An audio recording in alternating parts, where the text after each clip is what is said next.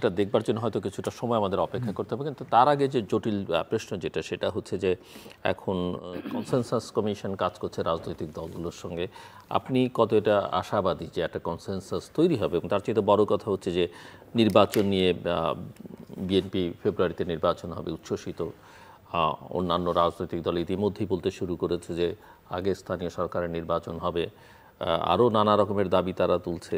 সব মিলিয়ে আসলে নির্বাচনটা কবে হবে বলে মনে করছেন, এবং কি ধরনের নির্বাচন আসলে শেষ পর্যন্ত বাংলাদেশে হবে বলে মনে হচ্ছে? মানুষ দীর্ঘদিন ভোট দিতে পারেনি, মানুষ একটা নির্দলীয় নিরপেক্ষ সরকারের অধীনে অবাধ, সুষ্ঠু, গ্রহণযোগ্য, অংশগ্রহণমূলক, শান্তিপূর্ণ একটা নির্বাচনের আকাঙ্ক্ষা দীর্ঘদিনের, সেই আকাঙ্ক্ষা কি পূরণ হবে কিনা? দেখেন, আপনার কথায় ওই কথাটা আসতে হয় যে বিগত সরকারের ফ্যাসিস্টের সাথে অনেক কিছু নিয়ে যুদ্ধের সঙ্গে মেইন যুদ্ধটা ছিল বাংলাদেশের জনগণের ভোটাধিকার হরণ করা। যুদ্ধের ক্ষেত্রটা কিন্তু এখানে ছিল। যদি ভোটাধিকার সুষ্ঠু হতো, মিনিমাম মানে 40-60 বা 30-70 যদি এরকমও হতো, তাও একটা স্বচ্ছ একটা বিরোধী দল থাকতো, মানে ছায়া সরকার যাকে বলে, তারা প্রতিবাদ করতো। আপনার যদি আমরা খেয়াল করি যে 1996 সালে বিএনপি পরাজিত হয়েছিল, কিন্তু বিএনপির ছিল 116টা আসন। সেই 116টা আসনের বিরোধী দল আর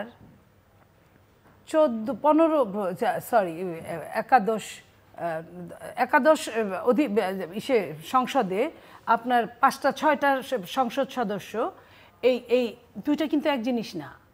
তো এই আবার আওয়ামী লীগ 2001-এ 58টা আপনার সিট পেয়েছিল, সেটার একটা যে তেজটা যেটুকু থাকা দরকার, সেটা আর যদি আপনার 2-4টা থাকে সেটা এক হয় না।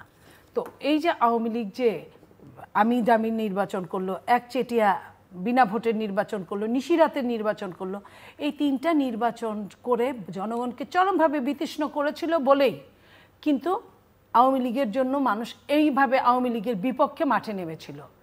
তো সেই নির্বাচনটাকে কেন্দ্র করেই এত কিছু। অথচ দেখেন যে ইন্টারিম গভর্নমেন্ট আসলো, উনি এই কথা বলে ওই কথা বলে, দেশের স্বপ্ন দেখায় বিদেশে, ও যারা উড়ে আকাশ দিয়ে উড়ে তাদের এনে ব্যবসা দিয়ে উড়ানোর চেষ্টা করে, বিভিন্ন সাবমিট করে, কিন্তু আপনার 10 মাসে 11 বার বিদেশ যাপন করে, এবং সেই আগের সরকারের মতো লাটবহর নিয়ে কোনো কাজ ছাড়া বিদেশ যাচ্ছেন, কিন্তু নির্বাচন নিয়ে তাদের কোনো মাথা ব্যথা নাই। তারা এমন একটা ইস্যু তুলে দিয়েছে যে আগে সংস্কার পরে নির্বাচন, আগে বিচার তারপরে নির্বাচন, কিংবা জনগণ তো আমাকে চায়, যেমন ঈদের সময় 2-1জনকে সামনে দাঁড় করিয়ে রেখে ওই যে হাজয়যুক্ত হয়েছে মতো বলতে থাকে যে আপনাকে আগামী 5 বছর চাই, আপনাকে আজীবন চাই, আপনাকে কিয়ামত পর্যন্ত চাই। 2-1টা হুজুরকে দিয়ে এই কথাগুলো বলা, যদি এটা বোঝানোর চেষ্টা করে, তাহলে বাংলাদেশের জনগণ কিন্তু বুঝে বলেই বাংলাদেশের ম্যাক্সিমাম, যেটা কোনো দিন হয় নাই জিল্লুর ভাই, যে বাম আর ডান একখানে হয়ে গেছে। বিএনপির সাথে বাম সংগঠন কখনো কাজ করছে আমার এটা হিসেবে ছিল না, এখন কিন্তু তারাও নির্বাচন চাইছে। তো নির্বাচন চাওয়ার পরে যখন সরকার প্রধান যখন বিদেশের মাটিতে বসে বলে যে একটা দল ছাড়া আর কেউ নির্বাচন চায় না, এবং দেশে আসার পরে যখন দলগুলোকে নিয়ে বসে, এবং যখন মিরাকেলভাবে একদম উল্টা যখন দেখে যে ম্যাক্সিমাম দলই নির্বাচন চায়, 1টা বা 2টা দল চায় না তাদের প্রয়োজনে, তাদের স্বার্থের জন্য। তো এই সরকারও যখন চরমভাবে গড়িমসি করছিল, এবং এখনও আমরা যদি বিশ্বাস করি যে লন্ডনে যে বৈঠকটা হয়েছে, ধরেন আমার পায়ের নিচে মাটি নাই, আমি গেলাম, আমি বললাম, আপনি কথা দিলেন আমি সমস্যা করব না, নির্বাচন উভয়েই 2 মাস করে পিছালেন আর আগালেন, কিন্তু এটা কিন্তু যদি তবে কিন্তু এখনো খোয়া যায় নাই, যদি তবে রেখেই কিন্তু কথাগুলো হচ্ছে, যদি তবে রেখেই হচ্ছে, এবং সেটাতেই আপনারা উচ্ছ্বসিত। এবং তারপরে আপনারা কথা বলছেন যে এই সরকার সব ভালো করছে, মানে আগে 10 মাস যা বলেছেন তার সঙ্গে এখনকার কথা মিল নেই, এই সরকারকে পূর্ণ সহযোগিতা করতে হবে, সরকারের উপরে পূর্ণ আস্থা রাখতে হবে, এটা আপনাদেরই বক্তব্য। আমাদের বক্তব্য, এবং হঠাৎ করে জাস্ট একটা মিটিং সবকিছু ওলট পালট করে দিল, এবং সেই মিটিং নিয়ে অন্যান্য রাজনৈতিক দল অনেক রকম। আমি বলি ওনার সম্পর্কে আমার একটা কথা, যে ওনার হিপনোটাইজ করার একটা ক্ষমতা আছে, যেটাই হোক। একজন ব্যক্তির কথা বলছেন, কিন্তু আমরা একজন ব্যক্তি যত শক্তিমানই হোক না কেন, তার চাইতে তো একটা দলের কাছে আমাদের প্রত্যাশা হিসেব নিকেশ আলাদা, অনেক বড় বেশি। জি, এখন আমি যেটা এটা তো শেষ political করি party নাই একটা। যে হিপনোটাইজার কিন্তু আপনার ম্যাজিক, ব্ল্যাক ম্যাজিক বা যেটাই ম্যাজিক, ম্যাজিশিয়ান, তাদের কিন্তু পাওয়ার ভীষণ স্বল্প সময়ের জন্য থাকে। আমার মনে হয় যে এরকম কিন্তু অনেকবার হয়েছে, আপনার মনে আছে, আপনি সবসময়ই একদম অতন্ত্র প্রহরী ছিলেন, যে এটা আপনার শেখ হাসিনাও বলতেন যে কথা হয়ে গেছে, ওবায়দুল কাদের বলতেন কথা হয়ে গেছে, আমরা বসবো, এই নির্বাচনটা নিয়ম রক্ষার নির্বাচন, এটার পরে আমরা খুব তাড়াতাড়ি বসবো, আরেকটা নির্বাচন দিব। পরে 5 বছরের একদিনও সময় ছিল না। তাতে কি হয়েছে, ওই যে আরেকবার খুব তাড়াতাড়ি বসবো কয়েকদিন দমে থাকে, আবার যখন না দেয় তখন আবার এই যে সাপলুডু খেলাটা আসলে রাষ্ট্রের জন্য ক্ষতিকর এই জন্য যে আজকের দিনটা আমি চাইলেই আর ফেরত পাবো না। প্রতিটা দিন আমার দূরদর্শিতা থাকা দরকার। আমার দূরদর্শিতা এত সস্তা হবে না যে আমি আমার দূরদর্শিতার জন্য আমার জাতিটাকে পিছনের দিকে আরও 10 মাইল পিছনে নিয়ে যাব। কারণ এই জন্যই একজন লিডার ভালো কাজ করলে তার জাতি উদ্ধার হয়, মন্দ কাজ করলে তার জাতি পতিত হয়। তো এই জাতিটাকে নিয়ে যাদের কাজ, তাদের আরও শার্প কথা বললে আমরা খুশি হই। আমি সাধারণ মানুষ হিসেবে কথাগুলো বলছি। এবং এই যে ম্যাজিশিয়ানদের ওই যে সময়টা কিন্তু কি ভীষণ স্বল্প।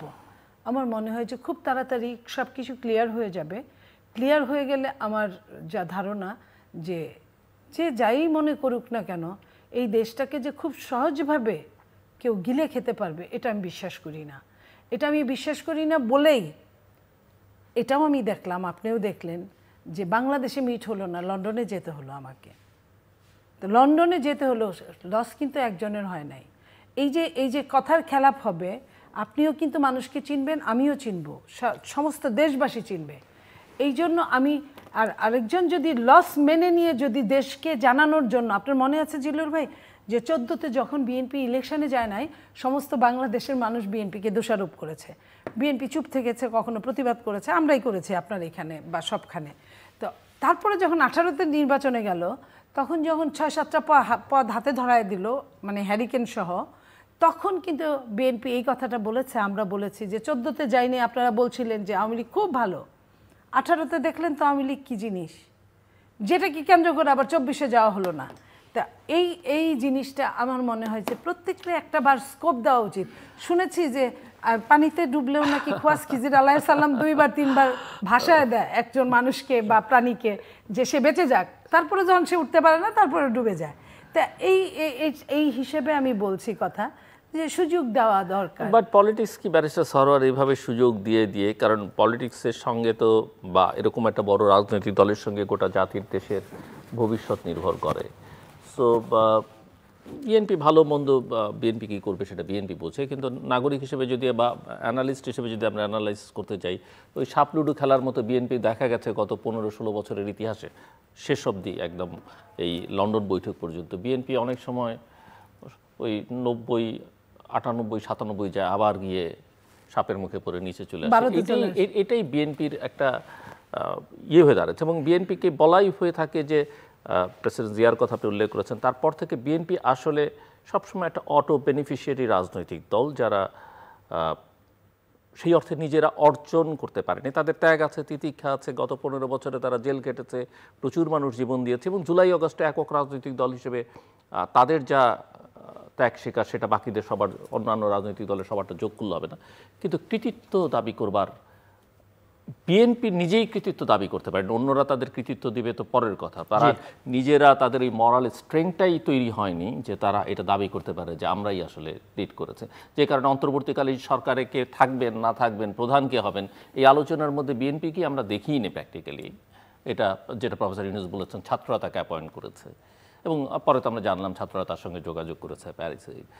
সো এবং এই যে গত 10 মাস নির্বাচন ছাড়া আগেই হতে পারে, জুলাই আগস্টে হতে পারে, বিএনপি নেতাদেরই বক্তব্য, অনেকেই বলেছেন। এখন এসে তারা নিজেরাই প্রস্তাব করছেন যে ফেব্রুয়ারিতে, এবং শেষ পর্যন্ত এখনও তারা শিওর না যে আসলে কি হবে। জয়েন্ট স্টেটমেন্ট যদি দেখেন সেখানে শর্তের কোনো শেষ নাই এবং হতে পারে, কিন্তু আমরা দেখছি যে বিএনপি মোটামুটি সামাজিক যোগাযোগ মাধ্যম সব বিভিন্ন জায়গায় উচ্ছ্বাসে আলহামদুলিল্লাহ বলে তো 6 লাভ মিটিংয়ের পরের দিনই যে 12ই ফেব্রুয়ারি নির্বাচন, আলহামদুলিল্লাহ। জি, কি আসলে মানে, এবং যেখানে একটা বড় রাজনৈতিক দল, তাকে আমরা স্বৈরাচার বলি, যাই বলি না কেন, একেবারেই ইনভিজিবল। আরেকটা বড়, এখন এই মুহূর্তে সবচেয়ে বড় রাজনৈতিক শক্তিধর দল, যার কার্যক্রম নিয়ে যথেষ্ট রকমের প্রশ্ন, সংশয়, নানাভাবে কিছু আছে, প্রোপাগান্ডা হয়তো, কিন্তু তাদের বিরুদ্ধে অভিযোগের কোনো শেষ নাই এবং ডে বাই ডে তারা লুজ করছে এবং তাদের মিত্ররাও আসলে এখন দোদুল্যমান। কয়জন মিত্র শেষ পর্যন্ত, নীলুফার চৌধুরী মনি যথার্থই বলেছেন, বাম ডান সব তাদের সঙ্গে, কিন্তু শেষ পর্যন্ত কয়জন থাকবে সেটাও বোঝা যাচ্ছে না। ইসলামিক রাজনৈতিক দলগুলো মোটামুটি যারা নিজেরাই নানাভাগে বিভক্ত ছিল, তারা এখন জোরালো ভাষায় রাস্তাঘাট গরম করছে এবং শেষ পর্যন্ত নির্বাচনটা কিসের, প্রফেসর ইউনূস তো জুন পর্যন্ত বলেছিলেন, জুন জুলাই 26-27 হয় কিনা সেটাও তো একটা এখন বড় চ্যালেঞ্জ এবং সেখানে বিএনপি আসলে সেই চ্যালেঞ্জ মোকাবেলা করবার রাজপথের সক্ষমতা বিএনপির আছে কিনা। এবং কেউ কেউ মনে করেন, আমি জাস্ট আলোচনা, আপনিও করবেন এখানে, যে আওয়ামী লীগের মতো একটা, যারা শেষ পর্যন্ত কর্তৃত্ববাদী, স্বৈরতন্ত্র, স্বৈরাচারের হিসেবে নিজেদেরকে জনসম্মুখে স্থাপিত করেছে, আওয়ামী লীগকে যেইভাবে হ্যান্ডেল করতে পেরেছে বিএনপি, বাকি যে শক্তি এখন তার সামনে প্রতিপক্ষ হিসেবে দাঁড়াচ্ছে, তাদেরকে হ্যান্ডেল করবার মতো শারীরিক সক্ষমতা, বুদ্ধিমত্তার সক্ষমতা কোনো কিছুই বা কূটনৈতিক সক্ষমতা বিএনপির আছে বলে অনেকে মনে করেন না। সো আপনি আন্তর্জাতিক সম্পর্কেরও ছাত্র, আপনার কাছ থেকে একটু শুনছেন, সামরিক বাহিনীতে ছিলেন, সো সামরিক স্ট্র্যাটেজি সম্পর্কে আপনার বক্তব্য। এবং এখানে আরেকটা প্রশ্ন আমি বলি যে, যেখানে সেনাবাহিনীর দিক থেকে বা সশস্ত্র বাহিনীর বা সেনাবাহিনী প্রধান বারবার বলছিলেন যে ডিসেম্বর মধ্যে নির্বাচন হতে হবে, এটাই কাট অফ লাইন, এর মধ্যে কোনো ইফস বাটস কিছু নেই, এবং এখনো এই জায়গায় আছে এবং তারা সেখানেই আছে এবং বিএনপি সেখানে আসলে একেবারেই তাদেরকেও ওই বিবেচনায় না নিয়ে নিজেরাই আগ বাড়িয়ে ফেব্রুয়ারিতে প্রস্তাব বাইল্যাটারাল মিটিংয়ে, দ্বিপাক্ষিক বৈঠকে, মানে আসলে জি, এই জায়গাটায় আমি অনেকবার বলেছি এবং এখানে একটি ডাইমেনশনাল ডাইনামিক্স রয়েছে।